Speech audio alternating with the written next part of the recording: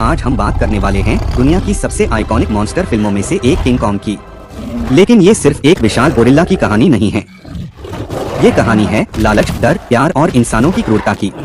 तो वीडियो को आखिर तक जरूर देखना, क्योंकि इस कहानी का एंड शायद आपको इमोशन कर दे। कहानी की शुरुआत साल 1933 से होती है, जहां महामंदी का दौर चल रहा होता है। लोग बेरोजगार हैं और हर कोई पैसों के लिए संघर्ष कर रहा है। इसी बीच हमें मिलता है एक फिल्म डायरेक्टर कार्ल देनहम। वो बहुत महत्वाकांक्षी इंसान है और दुनिया की सबसे अलग फिल्म बनाना चाहता है। असल में कार्ल के हाथ एक ऐसे रहस्यमयी टापू का नक्शा लग चुका था जिसका जिक्र दुनिया के किसी भी नक्शे में नहीं था। एक ऐसी प्राचीन सभ्यता जो अब खंडहरों में बदल चुकी थी। कार्ल ने मन बना लिया था कि वह अपनी फिल्म वहीं पूरी करेगा। लेकिन उसके पास एक समस्या है, उसकी फिल्म की हीरोइन शूटिंग छोड़कर जा चुकी होती है। तभी उसकी नजर पड़ती है एक गरीब लेकिन टैलेंटेड लड़की एन डैरो पर, जो सड़कों पर भूखी घूम रही होती है। कार्ल उसे अपनी फिल्म में काम करने का ऑफर देता है और भूख से परेशान एन तुरंत हाँ कर देती है। रहस्यमय द्वीप की ओर सफर। कार्ल अपनी टीम और फिल्म क्रू को लेकर एक जहाज में निकल पड़ता है। उनका असली डेस्टिनेशन होता है स्कल आइलैंड, एक ऐसा रहस्यमयी द्वीप जिसका नाम सुनकर ही लोग डर जाते हैं। कहा जाता है कि वहाँ अजीब जीव रहते हैं और कोई भी वहाँ से जिंदा वापस नहीं आया। लेकिन कार्ल को सिर्फ अपनी फिल्म की पड़ी होती है।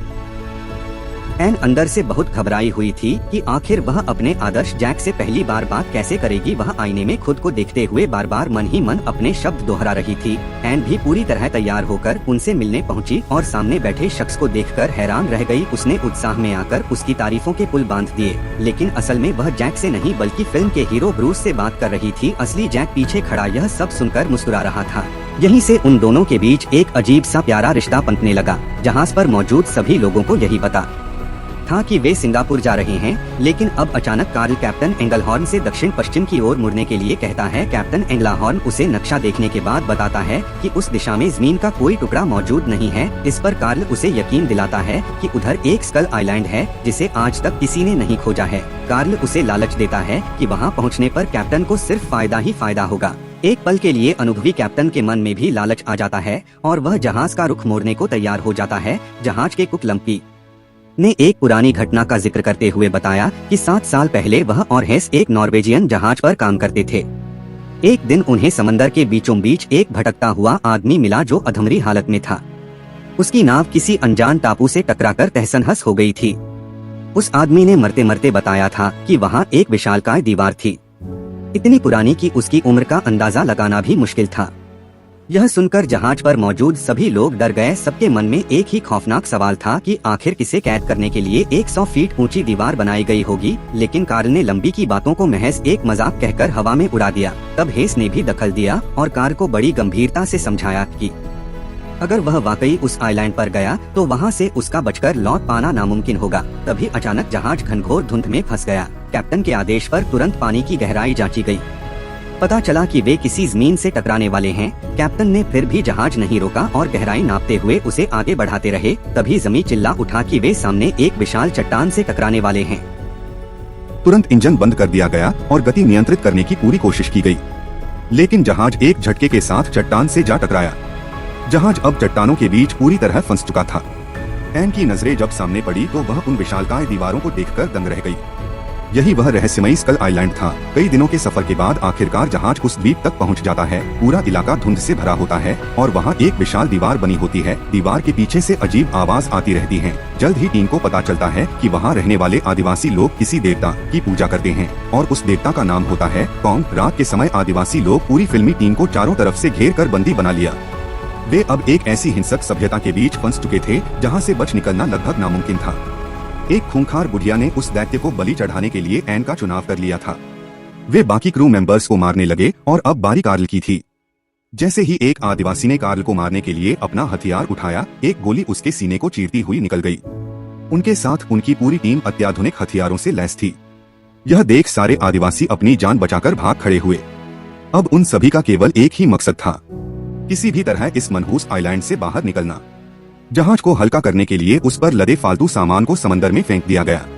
तभी दूसरी ओर एन को एक आदिवासी दिखाई दिया जो एक लंबे बांस की मदद से छलांग लगाते हुए एक पहाड़ से दूसरे पहाड़ की ओर बढ़ रहा था। उसका लक्ष्य वही जहाज था। जहाज पर अफरा-तफरी मची हुई थी और इसी बीच वह आदिवासी डेक पर पहुंच गया। कूदने के दौरान उसका एक छल्ला डेक पर गिर गया। थोड़ी देर बाद वह छल्ला जैक को मिला। जैक घबराकर एन के केबिन में गया तो उसके होश उड़ गए। एन गायब थी, वह आदिवासी उसे उठाकर ले जा चुका था। इधर काफी कोशिशों के बाद आखिरकार जहाज पानी में उतर आया। जहाजियों में खुशी की लहर दौड़ गई। तभी जैक ने चीख कर बताया कि एन को आदिवासी उठा ले गए हैं। उधर स्कल आइलैंड पर ढोल नगाड़ों की भयानक आवाजें गूंजने लगी। वे खूंखार आदिवासी एन को उस विशाल दीवार के उस पार रहने वाले दैत्य को भेंट चढ़ाने की तैयारी कर रहे थे। कैप्टन एंगलहॉर्न तुरंत अपनी फौज तैयार की और एक छोटी नाव लेकर एन को बचाने के लिए निकल पड़े। एन को एक बांस के विशालकाय पुल पर बांधकर खाई के उस पार पहुंचा दिया गया। ठीक उसी समय कप्तान की टीम आइलैंड के किनारे पर पहुंच गई। तभी जंगल की गहराइयों से पहली बार वो विशालकाय दैत्य सामने आया। इस आइलैंड का इकलौता राजा, और तभी पहली बार स्क्रीन पर आता है किंग कॉन्ग, एक विशालकाय गोरिल्ला जिसका आकार किसी बिल्डिंग जितना बड़ा होता है। वो एन को उठाकर जंगल में ले जाता है। यह मंजर देख काल के होश उड़ गए, लेकिन यह बात उसने किसी को नहीं बताई। हालात की गंभीरता को देखते हुए कैप्टन ने फैसला किया कि दीवार के उस पार केवल 15 लोग ही जाएंगे, जबकि बाकी लोग जहाज की सुरक्षा करेंगे। उन 15 लोगों को केवल 24 घंटे की मोहलत दी और साफ कर दिया कि कल रात ठीक इसी समय वे यहाँ से निकल जाएंगे, चाहे एन मिले या ना मिले। वही कार्ल का लालच अभी भी खत्म नहीं हुआ था। वह उस भयानक कॉक को रिकॉर्ड करने के लिए चुपके से अपने साथ एक छोटा कैमरा भी ले गया। अभी वे जंगल में कुछ दूर ही गए होंगे कि तभी एक विशाल जीव ने उन पर हमला कर दिया। दल के कई लोग उसकी चपेट में आ गए और उनमें से एक तो लगभग उसके पैरों के नीचे कुचलने ही वाला था। किसी तरह जैक ने फुर्ती दिखाते हुए उसे बचा लिया। दूसरी ओर किंग कॉन्ग अपने गुप्त ठिकाने पर पहुंचा। उसके ठिकाने के अंदर कई इंसानी कंकाल बिखरे पड़े थे, जिनके गले में बिल्कुल वैसा ही हार था जैसा एन को पहनाया गया था। एन की रूह कांप गई। उसने वह नुकीला हार कॉन्ग के हाथ में मार दिया और उसके चंगुल से छूट गई। तभी उसे पीछे से अपने साथियों की आवाजें सुनाई दी, लेकिन किंग कॉन्ग ने एन को दोबारा अपनी मुट्ठी में कैद किया और वहां से भाग निकला। इधर जब बचाव दल किंग कॉन्ग के ठिकाने पर पहुंचा तो उन्हें अनगिनत कंकाल मिले। फिर भी वे बिना डरे एन की तलाश में आगे बढ़ते गए। अब फिल्म का सबसे खतरनाक हिस्सा शुरू होता है। स्कल आइलैंड सिर्फ कॉन्ग का घर नहीं होता, बल्कि वहाँ डायनासोर, विशाल कीड़े और खतरनाक जीव भी रहते हैं। एक एक करके कई लोग उन राक्षसों का शिकार बन जाते हैं। कुछ लोगों को विशाल कीड़े जिंदा खा जाते हैं तो कुछ डायनासोर के हमले में मारे जाते हैं। पूरी टीम समझ जाती है कि ये द्वीप मौत का जाल है। कॉन्ग और एन का रिश्ता। शुरुआत में एन कॉन्ग से बहुत डरती है, लेकिन धीरे धीरे उसे एहसास होता है कि कॉन्ग उसे नुकसान नहीं पहुंचाना चाहता। असल में कॉन्ग अकेला होता है। उसने शायद पहली बार किसी इंसान से अपनापन महसूस किया था। एन उसे हंसाने की कोशिश करती है और पहली बार वो विशाल दैत्य मुस्कुराता है। यहीं से कहानी सिर्फ मॉन्स्टर फिल्म नहीं रहती, बल्कि उन दोनों के बीच एक इमोशन रिश्ता बन जाता है। डायनासोर से लड़ाई। एक समय ऐसा आता है जब कई विशाल डायनासोर एन पर हमला कर देते हैं, लेकिन कॉन्ग अकेले ही उन तीनों राक्षसों से लड़ जाता है। लड़ाई इतनी खतरनाक होती है कि पूरा जंगल टूटने लगता है। आखिरकार कॉन्ग उन सभी डायनासोर को मार देता है, सिर्फ एन को बचाने के लिए। यही दर्शकों को समझ आने लगता है कि कॉन्ग असली विलेन नहीं है। एन अच्छी तरह समझ गई थी कि अगर उसे इस आइलैंड से जिंदा निकलना है तो उसे किंग कॉन्ग के साथ ही रहना होगा। दूसरी ओर बचाव दल की हालत बिल्कुल खस्ता हो चुकी थी। अब महज चंद लोग ही बचे थे और वे भी खाई के अंदर फंसे हुए थे, जहां खतरनाक जीव मौजूद थे।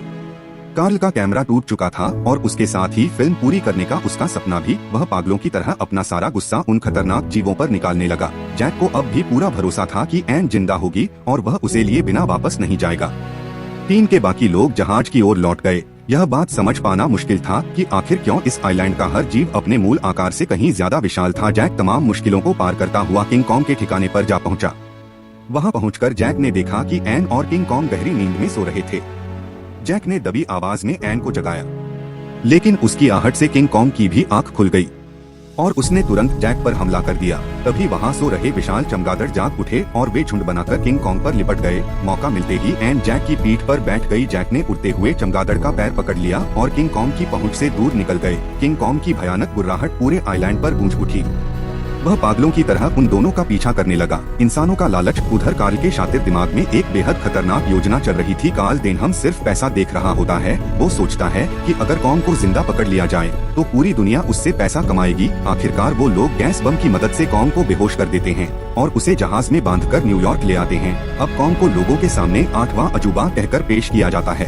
हजारों लोग उसे देखने आते हैं, लेकिन कॉन्ग कोई जानवर नहीं, एक जिंदा भावना होता है। जब वो एन को देखता है तो वो खुद को आजाद करने की कोशिश करता है और फिर शुरू होता है शहर में तबाही का तूफान। कॉन्ग गुस्से में सब कुछ तोड़ना शुरू कर देता है। लोग उसे मॉन्स्टर समझते हैं, लेकिन वो सिर्फ एन को ढूंढ रहा होता है। सबसे इमोशन क्लाइमैक्स, आखिरकार कॉन्ग एन को ढूंढ लेता है। वो उसे लेकर न्यूयॉर्क की सबसे ऊंची बिल्डिंग एम्पायर स्टेट बिल्डिंग पर चढ़ जाता है। बर्फ गिर रही होती है और कुछ पल के लिए दोनों शांति महसूस करते हैं, लेकिन तभी सेना के लड़ाकू विमान कॉन्ग पर हमला कर देते हैं। गोलियां उसके शरीर को चीर देती हैं, फिर भी वो एन को बचाने की कोशिश करता रहता है। आखिरकार कमजोर होकर कॉन्ग बिल्डिंग से नीचे गिर जाता है। बिल्डिंग से नीचे गिरने की वजह से उसकी मौत हो जाती है। अंत में कार्ल कहता है, it wasn't the airplanes, it was beauty killed the beast. मतलब कॉन्ग को गोलियों ने नहीं मारा, बल्कि इंसानों की खूबसूरती और लालच ने उसे खत्म कर दिया। क्योंकि कॉन्ग सिर्फ प्यार चाहता था, लेकिन इंसानों ने उसे तमाशा बना दिया। तो दोस्तों, ये थी किंग कॉन्ग की पूरी कहानी। ये फिल्म हमें सिखाती है कि हर बड़ा और डरावना दिखने वाला जीव बुरा नहीं होता। कभी कभी असली मॉन्स्टर इंसान खुद होते हैं। अगर आपको ये एक्सप्लेन वीडियो स्क्रिप्ट पसंद आई हो तो वीडियो को लाइक और चैनल को सब्सक्राइब जरूर करना और बताना कि अगली कौन सी मूवी की स्टोरी सुनना चाहते हो।